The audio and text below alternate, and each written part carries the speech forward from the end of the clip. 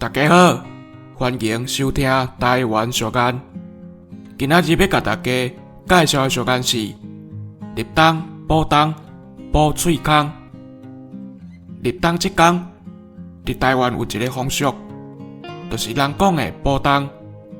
因为古早人认为冬天的天气寒冷，需要补充营养，所以有补冬的习惯。立冬的时，特别注重食补，用来补充元气，抵抗寒天的寒冷。立冬、补冬、补喙空，这句俗谚就是上好的比喻。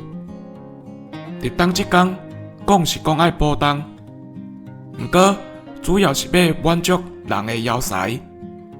伫这嘛提醒大家，补冬爱准则，唔通补过头，安尼颠倒会引起身体毛病哦。